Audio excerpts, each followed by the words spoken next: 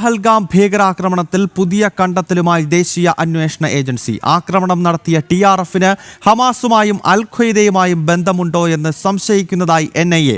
2023 October 7 Hamas ഇസ്രായേലിൽ നടത്തിയ ആക്രമണത്തിന് സമാനമാണ് പഹൽഗാം ആക്രമണമെന്ന് NIA കുറ്റപത്രത്തിൽ പറയുന്നു. TS ആദർശാണ് ഡൽഹിയിൽ നിന്നും വിശദാംശങ്ങൾ നൽകുന്നത്. ആദർശ്, ഈ പഹൽഗാം ഭീകരാക്രമണത്തിന്റെ സ്വഭാവം നമുക്കറിയാം.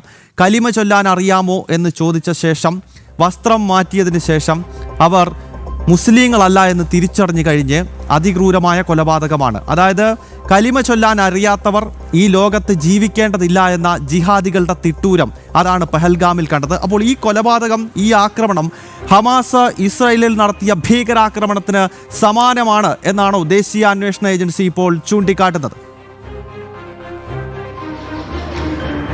ഗൗതം, ദേശീയ അന്വേഷണ ഏജൻസിയെ സംബന്ധിച്ചിടത്തോളം അത്തരം സംശയം തന്നെയാണ് ബലപ്പെടുന്നത്. കാരണം മതം നോക്കിയുള്ള കൊലപാതകം അത് ജൂതർക്കും ക്രൈസ്തവർക്കും നേരെ പലപ്പോഴും ഹമാസിൻ്റെ ഭാഗത്ത് നിന്ന് നടക്കുന്നതാണ്. അത് ഇസ്രയേൽ ഹമാസ് നടത്തുന്ന ആക്രമണങ്ങളുടെയൊക്കെ ഒരു പൊതു സ്വഭാവം നോക്കുകയാണെങ്കിൽ അത് ജൂതരെയും ക്രൈസ്തവരെയും ഒക്കെ ലക്ഷ്യമിടുന്ന ആക്രമണങ്ങളാണ്. അതുകൊണ്ട് തന്നെയാണ് ഈ പഹൽഗാം ആക്രമണത്തിനും അത്തരത്തിൽ ഉള്ള ഒരു ഹമാസ് ബന്ധമുണ്ടോ എന്നുള്ള സംശയം ബലപ്പെടുന്നത്.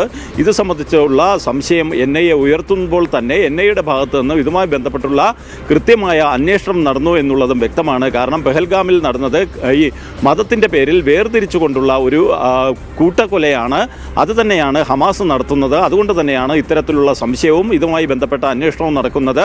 മറ്റൊരു കാര്യമുള്ളത്, അൽ ഖ്വയ്ദയുമായും ഈ TRFന്, ദ റെസിസ്റ്റൻ്റ് ഫ്രണ്ടിന്, പെഹൽഗാമിൽ ആക്രമണം നടത്തിയ TRFന് അൽ ഖ്വയ്ദയുമായും ബന്ധമുണ്ടോ എന്നുള്ള സംശയങ്ങളും ഉയരുന്നുണ്ട്. ഏറ്റവും പ്രധാനപ്പെട്ട ഒരു കാര്യം NIA കണ്ടെത്തിയിരിക്കുന്നത്, പെഹൽഗാം ആക്രമണത്തിന് ശേഷം ഈ TRFൻ്റെ ഭീകരർ അവർ ഹമാസുമായും അൽ ഖ്വയ്ദയുമായും നിരന്തരം ആശയവിനിമയം നടത്തുന്നുണ്ട് എന്നുള്ളതാണ്. അങ്ങനെയെങ്കിൽ ഒരുപക്ഷെ NIAയുടെ ഈ ഒരു സംശയം ബലപ്പെടുത്തുന്ന ചില തെളിവുകൾ ഈ വരുന്ന നാളുകളിൽ പുറത്തു വരുമെന്നാണ് നമുക്ക് അറിയാൻ കഴിയുന്നത്. ഏറ്റവും പ്രധാനപ്പെട്ട ഒരു കാര്യമെന്ന് പറയുന്നത്, ഹമാസ് നടത്തുന്ന ആക്രമണങ്ങളുടെ അതേ പൊതുസ്വഭാവം തന്നെയാണ് TRF പെഹൽഗാമിൽ നടത്തിയ ആക്രമണത്തിൽ നിന്നും പ്രകടമാകുന്നത്. മാത്രമല്ല, ഇതിൻ്റെ ഫണ്ടിംഗ് ഉൾപ്പെടെയുള്ള കാര്യങ്ങൾ അത് കൃത്യമായി പറഞ്ഞാൽ പാകിസ്ഥാനിൽ നിന്ന് തന്നെയാണ് ഈ ഭീകരാക്രമണത്തിന് ഉപയോഗിച്ച ഫോണുകൾ ഇറക്കുമതി ചെയ്യുന്നതിനുള്ള സാമ്പത്തിക സഹായം ലഭിച്ചതെന്ന് നേരത്തെ തന്നെ NIA കണ്ടെത്തിയിരുന്നു. കറാച്ചിയിലെ ഒരു പ്രമുഖ ബാങ്ക് ആണ് ഇതിനുള്ള സാമ്പത്തിക സഹായം നൽകിയത്.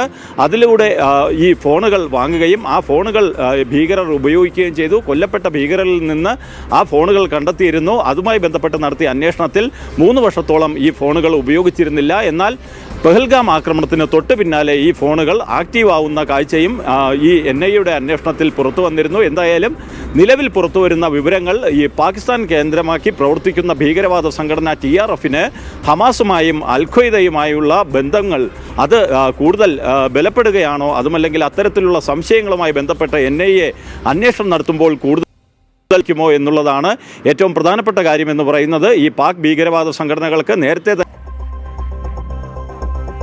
ബന്ധമുണ്ടോ എന്നുള്ള ചില വിവരങ്ങൾ പുറത്തു വന്നിരുന്നു. ഇപ്പോൾ TRFുമായി ബന്ധപ്പെട്ട് പഹൽഗാം ഭീകരാക്രമണത്തിൽ നടത്തുന്ന അന്വേഷണത്തിൽ നിന്ന് പുറത്തു വരുന്ന വിവരങ്ങളും ആഗോളതലത്തിലുള്ള ജിഹാദി സംഘടനകൾക്ക് പൊതു സ്വഭാവമാണ്.